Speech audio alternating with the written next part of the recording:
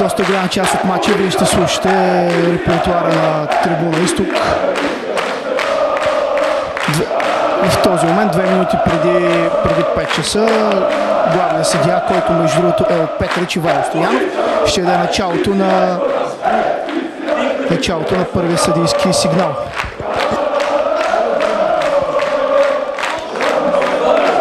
Между другото, доста напрегнат матч, поне доста напрегнато е положението преди старта на този матч, поне тук около мен е така. Малко трудно ще ни бъде и за коментиране. Надявам се, поне вие да виждате и да нямате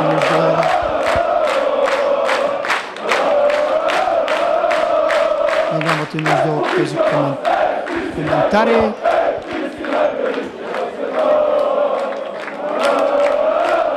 Двата отбора не успяха да се победят в предишните два матча от първенството.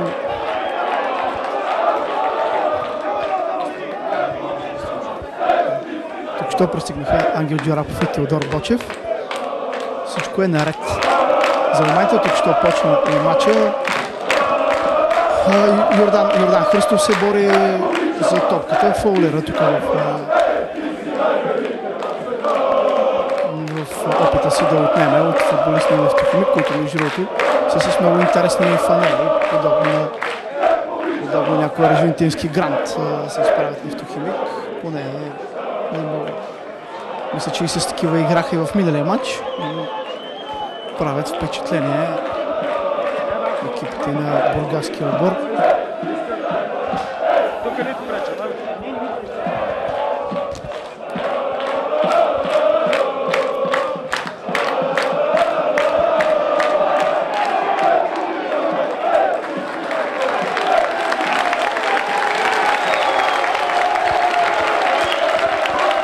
Първи корнер за футболиста на Ботев Пловдив, Тодор Неделев. Тодор Неделев ще го изпълни. 4-5 футболисти на Ботев в половината на Павел Станев. Скачат двама футболисти на Евтохимик. Топката избита в корнер.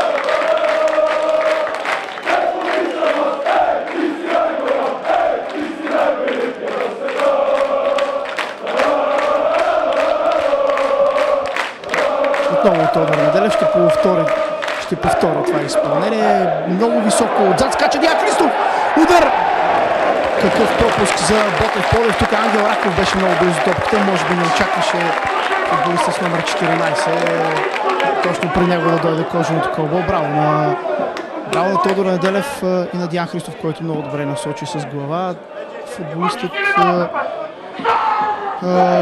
който през зимата дойде в Ботев, Диан Христов, почти няма загубена топка от въздуха.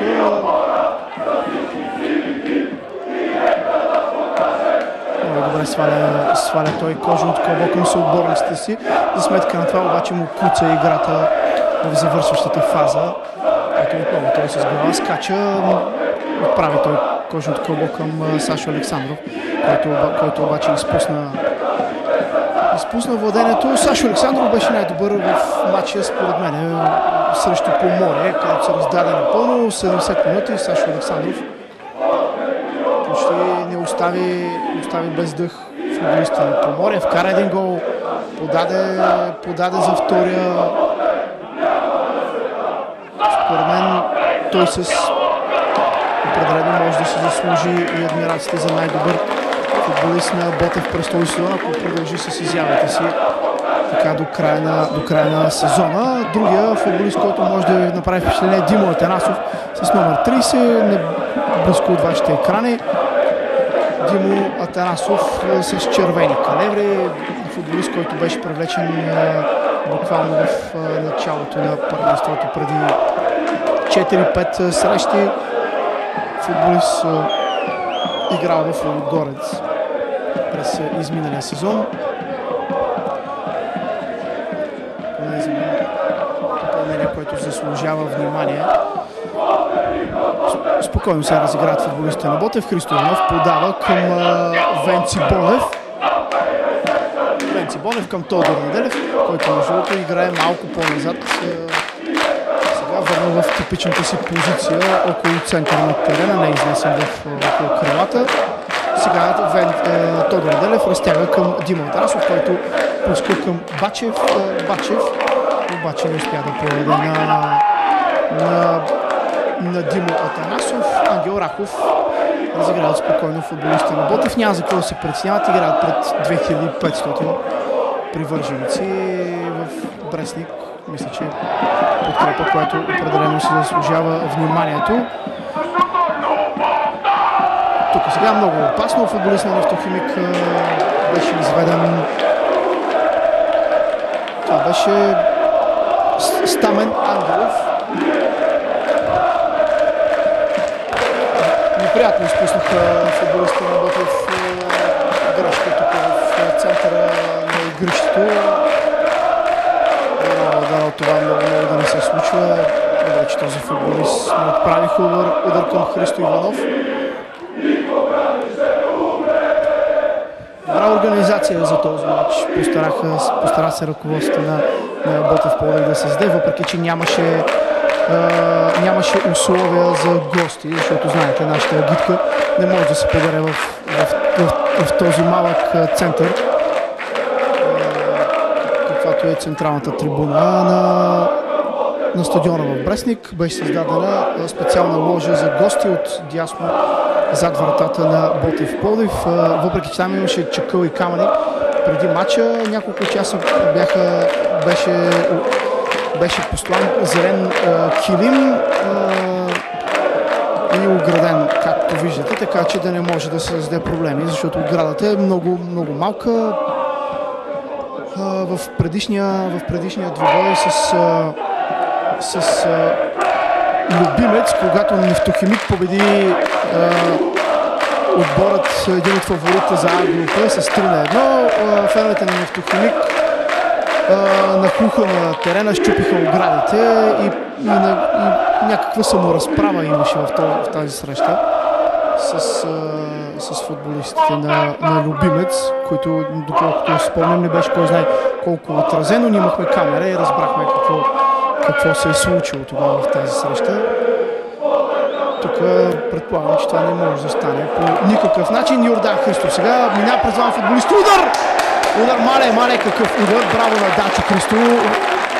Трябваше му, кажи речи, около 20 мача, за да може Данчо Христов да се отпуши и да почне да прави такива удари, които правеше в Спартак. Знам, че той още не се е доказал пред феновете на Ботев Пловдив, но определено този футболист има потенциал. Корнер сега е изпълнен, скача там футболист на Нефтохимик. Изпива топката. Тук и Диан Христов отправи удар. Димо Тарасов с глава и избиват от гол линията буквално футболистите на Нефтохимик. Можем да кажем, че това е първото опасно положение в 7-8 минута на срещата. Футболистите на Ботев Пловдив буквално на крачка от гола, който е толкова важен в тези първи 15 минути от срещата.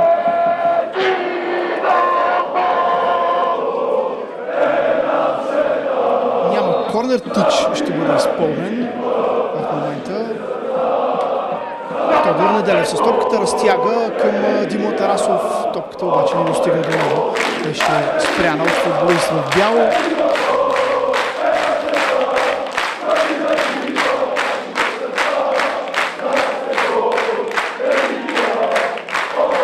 Беше изпълнен тъча. Аут в крайна сметка. В полза на Нефтохимик. Искам да попитам Теодор Бочев. Трудно се стигна до стадиона, явно много колима по целия път. От табелата на село Брестник до стадиона в Бъркут е една ужасна колона от автомобили. Сигурно имам чувство, че всеки човек, който на стадиона е дошъл с личния си автомобил. Поне на нас не отне около минимум половин час да се доберем до тук. Обаче поне атмосферата, която е на стадиона, си заслужава. Васко Челото се е взел с контрола и мотивацията на феновете и до тук всичко е перфектно. Времето също е благоприятно за бултърсите, които удобно са се настанили на сянка, а феновете на Нефтохимик ги пече априлското слънце и тук имаше доста опасни смесици между центриране и удар. Аз искам сега, докато съм го взел този микрофон, да ви кажа благодарение на кой отново гледаме мачовете, защото наистина който свърши някаква работа, заслужава поне да си получи благодарностите. Днес гледате единствено и само благодарение на господин Велизар, който се обади на Валю Михов и не знам какво си говорили, ще има другата седмица някакви срещи, но господин Михов е обещал, че срещите до края на сезона ще бъдат излъчвани по Бултър телевизия заради хората, които са в чужбина. Може би ще трябва да пуснем някакви неща, но въпросът е, че бъдете спокойни, това няма да е последната среща, която ще гледате. И се надяваме тук нататък да нямате такива притеснения. Доста от хората останаха доволни от радиото, което направих миналата седмица. Даже не съжаляваха за това, че нямаше картина, макар че мисля, че няма по-ценно от това да се гледа среща. Значи със сигурност хората бяха доволни, защото се очакваше да няма никаква връзка, само някакъв лайвскор. Радиото, то звучи нескромно така, но хората наистина бяха недоволни, но след като пуснахме една анкета в независимия форум, която около 300 човека дадаха своя глас, 87% от тях се заявиха, че колкото и да е било добро радиото, предпочитат да гледат мачовете на живо по телевизия с картина. Другата анкета, между другото, която пуснахме, която беше доста интересна, е кой да коментира. За мен лично очаквано, абсолютно еднакви гласове събрахме и аз, и ти, и Ясен, и Митко Мишев. Така че ще се редуваме на отбори вероятно по двама. На другия матч е Митко Мишев, с който се избере от нас. Аз тази анкета не я знам, но това е абсолютно нормално. Данчо Христо сега стопката подава към Димо Атанасов. Димо Атанасов финтира футболист на Нефтохимик в полето на гостите. Канарчетата правят поне първи силни 15 минути. Двойно подаване сега между Тодор Неделев и Сашо Александров. Пак Димо Атанасов с топката. Да видим сега Димо Атанасов какво ще направи. Корнер спечели футболистът с номер 30. Сантиметри от Ябълковата градина в Брестник. Силна подкрепа и на бултърсите. Между другото, тук футболист на Ботев Пловдив е на земята. В борба с топката с вратаря на Нефтохимик Павел Станев. Знаете, коментирали сме го доста пъти юношта на Ботев Пловдив през последните 2 години. Баланса между другото с Нефтохимик ни е две победи и 2 равни, изключително в наша полза през възраждането миналата и тази година на тези два отбора. Надявам се да увеличим положителния баланс с още една победа. Атака сега за футболистите на Нефтохимик. Футболист с номер 4 Диан Левтеров ще вкара топката в игра.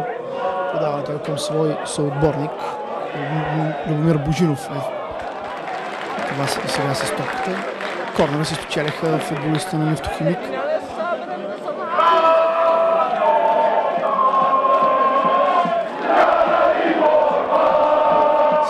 Всички футболисти на Ботев Пловдив без Димо Атанасов, който се изнася силно напред, за да привлече към себе си 3-4 футболисти. Абсолютно нищо. Слабо отиграване на футболистите на Нефтохимик. Този корнер.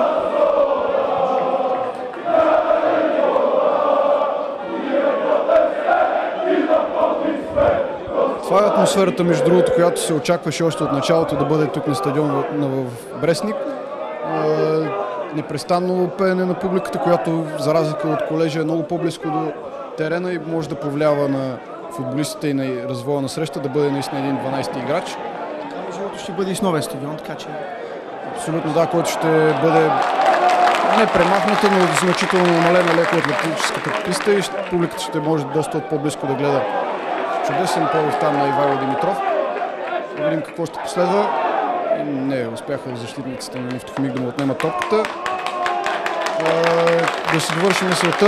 На първия матч, който изиграхме на този стадион срещу Несебър, нямаше това настроение, което го има днес. И може би това изигра своята роля за равния неприятен за нас резултат, но да се надяваме днес да е по друг начин. Тошко Неделев центрира в наказателното поле. Димо Атанасов да видим дали ще успее да уведе топката, но не. Излиза в фаут. Павел Станев ще вкара топката в игра. Между другото, малко любопитни факти около Тодор Неделев. Той скъса с приятелката си, така поне той сподели пред някой от нас. Поради факта, че той трябва да се мотивира и трябва да мисли само за това как да вкара най-стария отбор в А група и не иска да мисли за нищо друго. Неделев е страшно кадърно момче, което знае какво иска. Преди матча в момента, когато отбора влиза на терена 2 часа и половина, за да стъпи на терена да го изпробва, той се откъсна от основната група, отдели се и просто забелязах как се надъхваше Тодор Неделев. Опипва целият терен, нещо се говореше абсолютно като един много класен футболист преди важен матч. Не на мен направи страшно огромно впечатление. Това ето сега той е с топката. Обръща се да види открит своят отборник, решава да играе сам. Премина през един, но вторият футболист на Нефтохимик му изби топката. Тъч в полза на Ботев. Димо Атанасов сега да видим дали ще центрира. Да, прави го, обаче малко високо идва тази топка към Йордан Христов, който се бори с футболист на Нефтохимик. Буквално до корнера, по-близко до Пловдив. Спират да атакуват нашите футболисти, а пък Нафтата, поне в моите очи, не знам къде се намират поне през тези първи минути. Дано да успеем да задържим темпото и вече да пада някакъв гол, за да не стане максимум по футбола, да ни вкарат. Между другото, днес се играят и други срещи от източната В група. Те са между Сливен и Черноморец Поморие. Любимец посреща Спартак Варна. Да се надяваме Спартак да успее по някакъв начин да открадне точки в Любимец. И Добруджа посреща Етър. А пък служебно Несебър побеждават с 3-0 до Ростол. А вече има и факли и димки в публиката на Ботев Пловдив. Чудесни кадри могат да се направят тук. Ако със сигурност Теодор Караколев ще успее да хване тези моменти.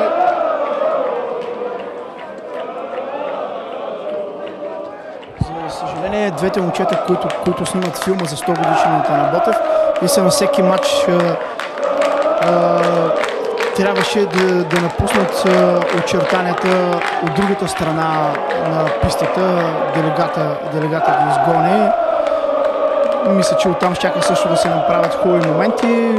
Между другото, очаквайте тези дни и трейлера, клипчето от гостуването в Поморие, което е посветено изцяло на Стилян Петров. Поне това беше и първоначалната идея на екипа, който заснема 100 годишната на Ботев Пловдив. Сега Тодор Неделев подава към съотборника си Сашо Александров. Отново той към Бачев. Пак Тодор Неделев поема изцяло инициативата 18-годишната юноша на канарчетата. Ангел Рахов тук в самоотвържен шпагат за борба с топката в центъра на игрището. Нямаше сигнал до този момент. Чиста игра.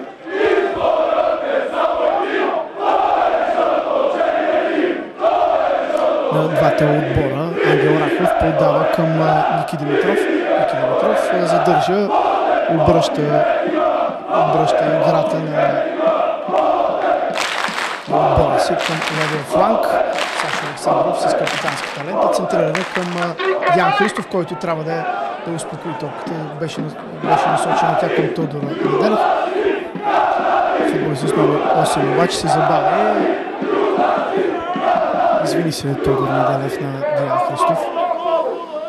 Сашо Александров. Да видим Сашо какво ще направи подава към Тодор Неделев. Преди да поеме топката видяхте как се обърна той гледата, за да види дали неговите футболисти внимават в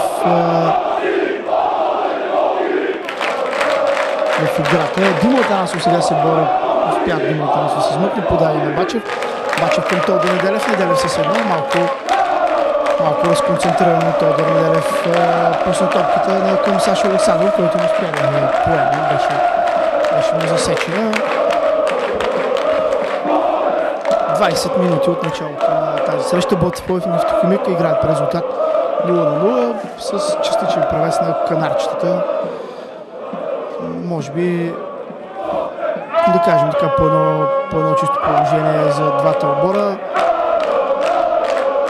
Ботев Пловдив владее относително топката. Засада сега за Диан Христов.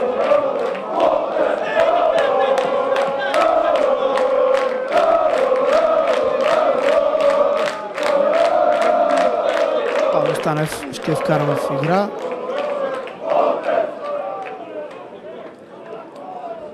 Между другото, Теодор Бочев може да ни каже какво се случва с залата, която в момента се... Залата, дано да не се урочасаме, залата е в процес на подготвяне. Не знам колко от вас вече са запознати. Подготвя се една спортна зала, в която да се тренира всичко от кьокушинкай, карате, през ММА и до бадминтон. Тази зала е в бившия ресторант, който е бил преди много години за футболисти на Ботев Пловдив. Бившия стол, правилно. Не е бил ресторант, да. Там се мъчим да я стегнем тази зала, поне докато бъде бутната, защото наистина ще просъществува едва 2-3 години, но в която все пак да се привлече по някакъв начин младежта, още жълто-черното, и да тренират, а вместо да взимат наркотици и да се алкохолизират по пейки и кръчми. Верно е, че ще се вложат средствата, които се събираха за 100 годишната в тази зала? Не, това не е верно. Имаше такова предложение. Има около 5000 лева събрани, които се чудят какво да се... Не се чудя аз. Чудят се хората, които ги събираха, какво точно да се направи, но смятаме, че няма да е правилно тези пари да бъдат дадени за тази зала, защото все пак хората, които са ги дали с друга цел. А топката вече отива в овошките посока Пловдив. Върши за залата. Ще качим проекта, защото благодарение на Сашо, след небезизвестния диятел на Трибуна Изток. На студио Ара. Абсолютно, да. Ако имате нужда от интериорен дизайн, той е човека. Сашо направи много хубав проект, който смятаме да реализираме. Поне на 50%, ако стане, пак ще бъде чудесно. Скоро ще го качим в сайта на феновете bultras.com, там ще може да го видите и всеки, който иска да помогне по някакъв начин за залата и смята, че е добре, пак казвам, вместо да пият по улиците и да се алкохолизират младите момчета, да спортуват и да тренират,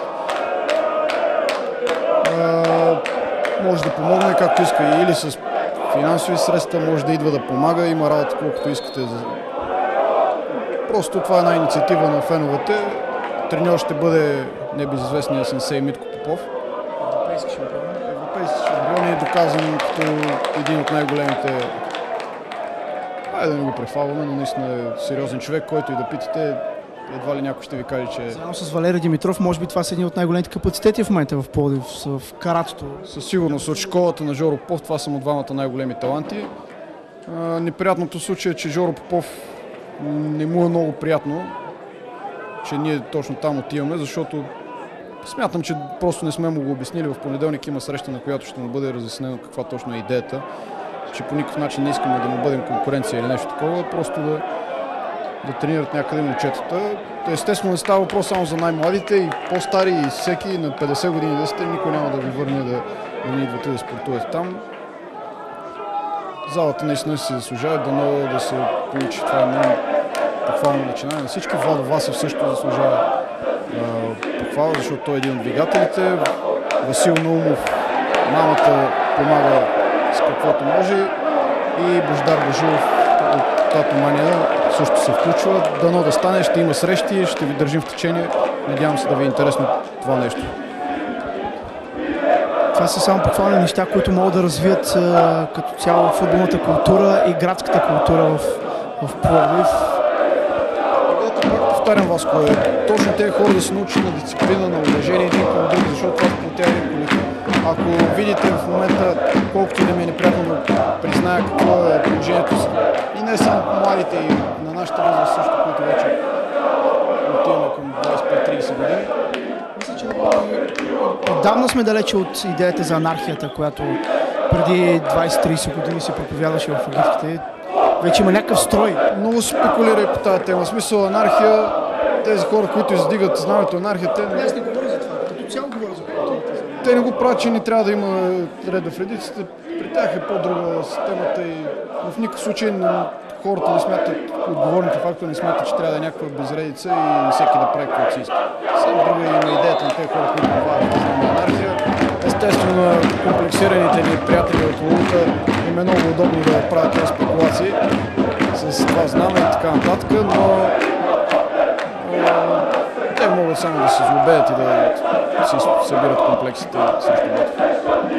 Може би няма за какво да говорим за това нещо. Има си хора, които могат да ги коментират и да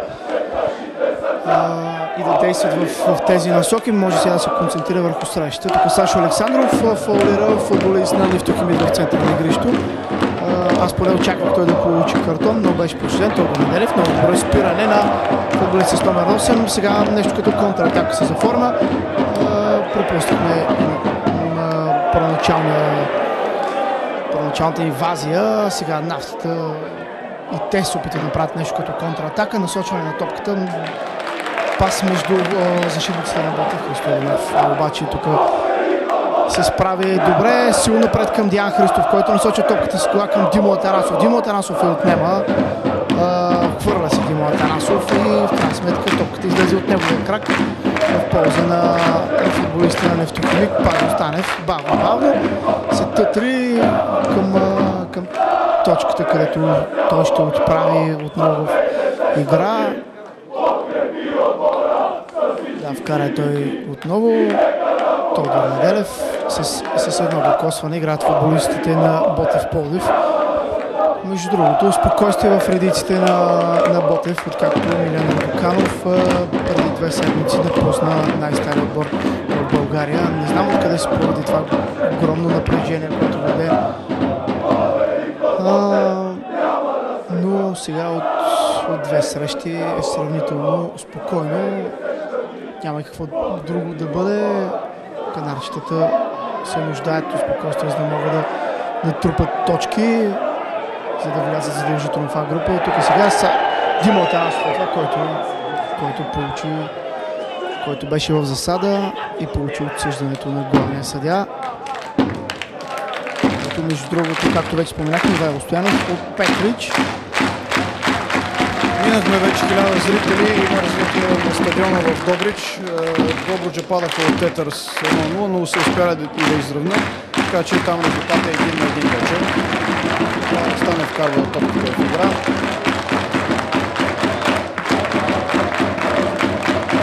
Димитров там е извършено нарушение, да се опита, че да играе с него. И футболистите ще се опитат да се въведат второ положение пред вратата на Христо Иванов.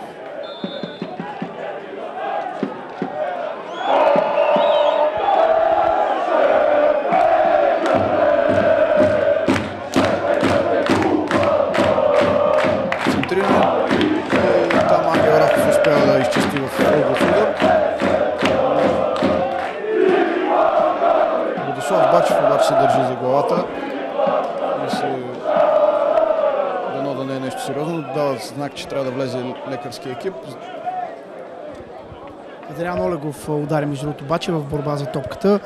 Ангел Рахов и Бачев скочиха, след което Бачев легна на земята. Държи се за лицето, получава сега спешна медицинска помощ. Дано между другото да му няма нищо. Поглеждаме в резервния състав на Ботев: Армен Абарцумян, Емил Аргиров, Николай Домакинов, Петър Атанасов, Димитър Байрев, Мариан Оганов и Атанас Кудов. Определено Домакинов е името, което може да замести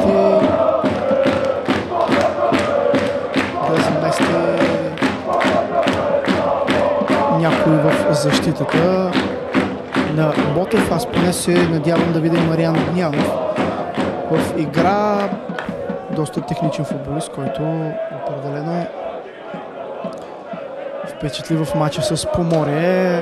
Влезе като резерва 20 минути, задържа топката. Имаше така доста добри пасове. Мариан Огнянов личи се, че е класен футболист. Огнянов, футболист номер с 7. А сега виждаме, че Бачев получи превръзка на главата. Здравко Тералов му казва тази медицинска помощ, ще влезе след малко Бачев. Браво тук на низичкия ни вратар Христо Иванов, който скочи и изби топката. Много бърза и коварна топка беше това, но Иванов внимава. Специалистите разпознават поне Христо Иванов като един доста пластичен вратар. Вратар, който внимава в играта, следи движението, ако могат да се изразят модерен вратар. Каквото и да означава това. Тук сега Тодор Неделев се опита да подаде на Диан Христов. Валът от защитниците на Нефтохимик обаче беше доста голям. Трябва канарчетата да вкарат. Сега е момента, в който трябва да се опитат буквално да скършат Нефтохимик. Димо Атанасов минава през един футболист. Спънате Димо Атанасов на малко от границата на полето, пазена от вратаря Павел Станев. 31-2 минути от началото на среща. Ботев Нефтохимик 0-0. Канарчетата определено са по-добрият отбор до този момент, но няма гол. Да видим сега тук какво ще извърши и кой ще вкара топката в игра. Поне аз не мога да видя от този момент. Мисля, че е Сашо Александров, кривия.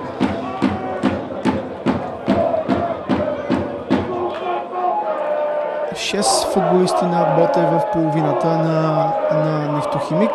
Бачев, човека, който има лепенка на главата. В момента получава инструкции от съдията. Той беше на крачка да отправи удар към вратаря Павел Станев. Тук в момента и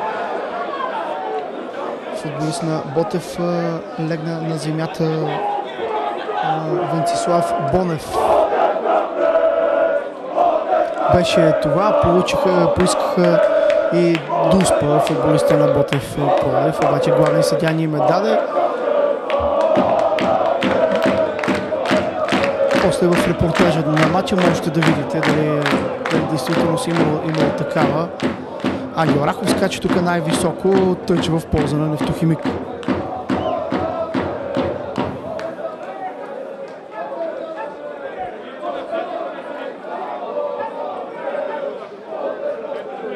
Отново Ангел Рахов. Плътно залепен е той до халфовете на Нефтохимик. Да ги оставя да дишат. Ивайло Димитров ще вкара топката в игра. Поне до този момент на матча. На мен ми се губи Ивайло Димитров в играта. Но на мен какво ми се губи няма абсолютно никакво значение. Венци Бонев с топката. Подаване към Бачев.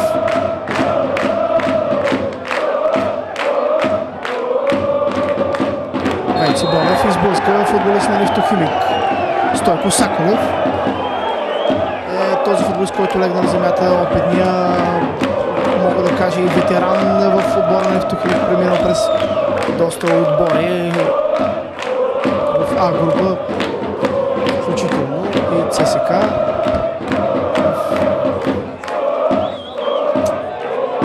В състава на Нефтохимик в момента. През зимната пауза зелено-белите привлекаха доста футболисти от Поморие. Христо Иванов сега в момента лага топката. Футболистите на Нефтохимик отправи своя апетит към А група и привлече доста футболисти на Черноморец. Поморие в състава си.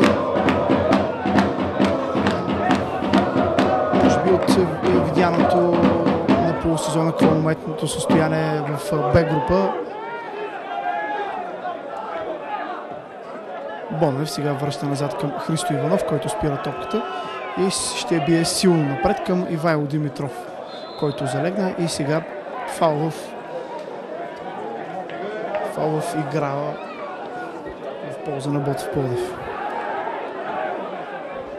Между другото, Васко, освен че ще предаваме на живо и матча, продължаваме с традицията да излучваме на живо и пресконференция директно след забоя и още по-уникалното нещо, което вие имате право да зададете вашите въпроси към двамата старши треньори на Ботев и Нефтохимик. Може да направите това във Facebook групата, където сме постнали линка за прякото предаване на матча. Като коментари добавяйте вашите въпроси към двамата старши треньори на Ботев и Нефтохимик. Въпросите, които съберат най-много харесвания, както се наричат в Facebook, ще бъдат зададени и ще може да ги видите директно на живо в същия канал веднага след матча.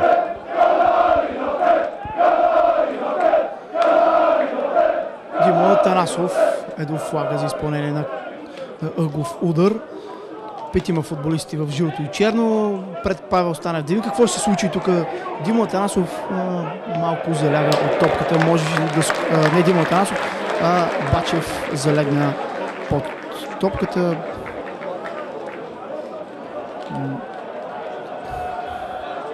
Прави си малко пас, поне футболист, който е привързан да играе с глава. Не знам обаче защо се включва тогава.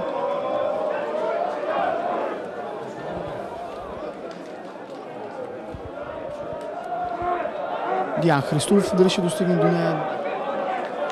Топката отправена силно напред към вратата на Ботев. Ангел Рахов тук фаул извършил Ангел Рахов. Според мен обаче нямаше такъв фаул.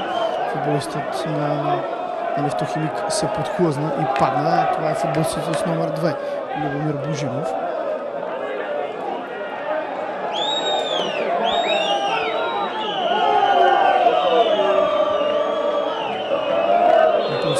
Да проследим този фаул. Дали ще опитат някакво залъчено положение футболиста на Нефтохимик. Скача тук обаче Диан Христов, който се е върнал назад, за да избие топката в корнер. Браво на Диан Христов, който между играе много добре с глава и неутрализира противниковите атаки. Проследим сега този корнер. Какво ще се случи? Беше изпълнен топ. Скача там Данчо Христов отпред. И в крайна сметка аут футболист, мисля, че същия Любомир Божимов не успя да отправи топката по посока вратата на Христо Иванов. 37 минути от началото на среща. Ботев и Нефтохимик все още играят по резултат 0-0.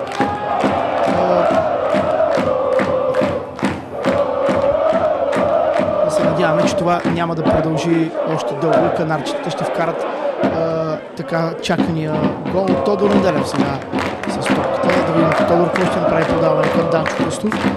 Йордан Христов се опитва да мами и в крайна сметка загуби след шпагат футболист на Нефтохимик. Ивайло Димитров към Тодор Неделев. Неделев измами двама футболисти, беше му отнета топката.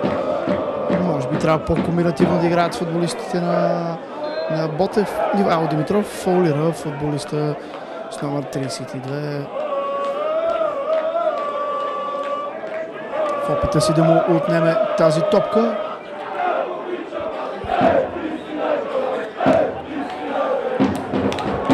Живото почват и феновете на стадиона да искат и този гол.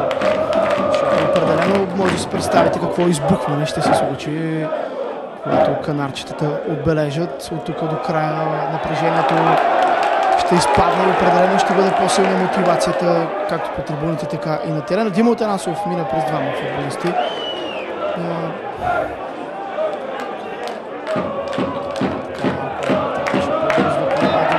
Някои от съотборници да иска да желая да получи тази топка. Фаул сега в центъра на терена. Това, което свикахме да виждаме поне от началото на матча. Двата отбора се борят преди в центъра и се фаулира там.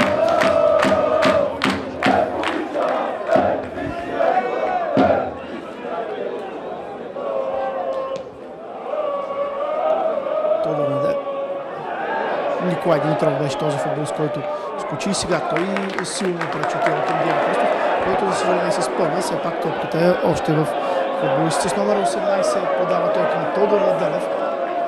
Трябва да използват по-светкавично положението си в канарчетата. Димо Атанасов изгуби топката, която сега е в Павел Станев. Той ще бие силно напред. Помни годините Павел Атанасов, когато играеше точно по този начин в Ботев. Нямахме средна линия по времето на Милица приятно.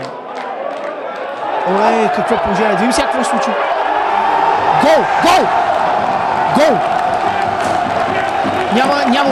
Няма отсъждане сега в страничен съдия 1-0 за Ботев Пловдив. Аз поне си мислех, че ще бъде свилено нарушение. В крайна сметка главният съдия е видял чиста игра на футболистът с номер 18 Диан Христов. И в този момент 40-та минута на срещата записваме и 1-0 за Ботев Пловдив. Всички 11 футболисти са струпани около Петрички. Сега Ивайло Стоянов, за да искат обяснение от него. Павел Станев се ядосва, скача, ругае, рита. Този футболист мисля, че ще получи жълти картони от тук до края. Държи се за ръката клоунът Павел Станев. Но за сметка на това пък Диан Христов получава аплодисментите на публиката и на своите съотборници. Ботев Пловдив вече води с 1-0, 5 минути преди краят на първата част. Точно както си го пожелахме, Ботев Пловдив повежда в резултата с гол на Диан Христов. Поне аз си мисля, че от този момент заслужавахме да победим. Браво на канарчетата, браво и на феновете на Ботев Пловдив. Тук нататък се иска пълна мобилизация на димки и факли от лявата страна, близко до огражденията, където трябваше да бъдат феновете на гостите. А между другото, сега виждаме, че феновете на Нефтохимик ще се опита да явно да скъсат тази ограда. Някой се опитва някой от тях се опитва да поразпорят, така да се каже. Трудничко ще им бъде. По-хубаво да не се опитват да го правят. Да вземат пример от най-верните фенове в България, какво се случва на трибуните. Тъй, че в полза на Ботев Пловдив 42 минути от началото на срещата. Поведахме в резултата. Както ни се искаше, Диан Христов спира. Много добре гардира Диан Христов. И в крайна сметка аут в полза на Нефтохимик.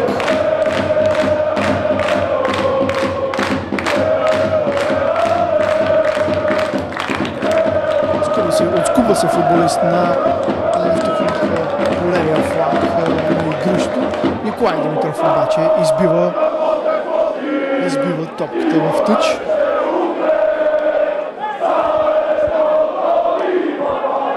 Центрираме сега посока на дуспата на вратата на Христо Иванов.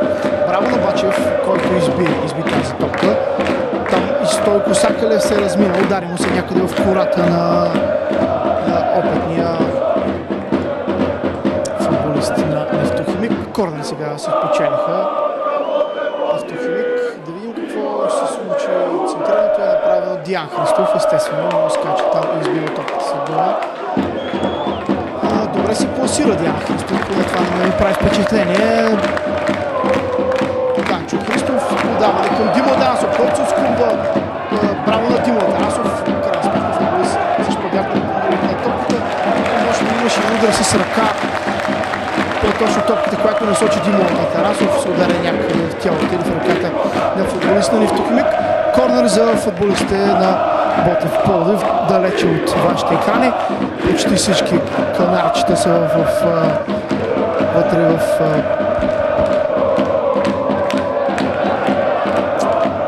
няма значение вече къде са Димо Атанасов. Айде сега да видим какво ще направи. Димо Атанасов е с топката. Дали ще направи удар? Да, направи удар, обаче право в корема на футболиста Нефтохимик. Сега Сашо Александров. Сашо Александров е с топката. Трябва Сашо Александров да би!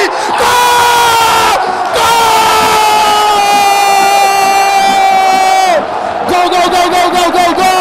2-0 за Ботев Пловдив. Минутата е 44-та. 2-0 за канарчетата. Уникален Сашо Александров. Уникален Ботев Пловдив. Измъкна се футболистът на Ботев от опеката на футболиста Нефтохимик и е насока с плътен удар право в мрежата на футболистът Павел Станев, който днеска явно ще му се разкаже играта. 2 минути продължително време. В този момент дава главния съдия. Браво на футболистите на Ботев Пловдив. 2 гола преди нас ще се мъкнат те в събрикалните. Ето това искаме да виждаме. Спокойствие в играта на канарчетата, спокойствие по трибуните, рутина в играта на най-стария български отбор, които между другото днес ако се отприщат, се надявам да играят здраво. Надъхвани са те много мощно от феновете на Ботев, които ги подкамват към трети гол. А сега фаул в атака. Аз поне тук не мога да виждам какво се случва. В полза на Нефтохимик. Любомир Бужилов скача. Данчо Христов и той в борба за топката. Тръгват футболистите на Ботев да пресират съперника си, така както гледахме срещу Поморие. Малко по-бавно е темпото от тогава за тези, които не гледаха матча. Да видим сега футболист номер 30 какво ще направи. Разтегната играта надясно. Бачев е срещу него. Футболист номер 10 навлиза в нашото игрище. Спънате, но по-точно падна си само. Футболистът, извинявам се, но поне аз имам хора с някакви шапки, с някакви средни пръстове. И край на първото полувреме. Ботев Пловдив се оттегля на почивката с 2 гола аванс. Гол на Диан Христов с глава и по-точно с глава се свали до вкарая Диан Христов. И втория гол беше на Сашо Александров 2 минути преди малко.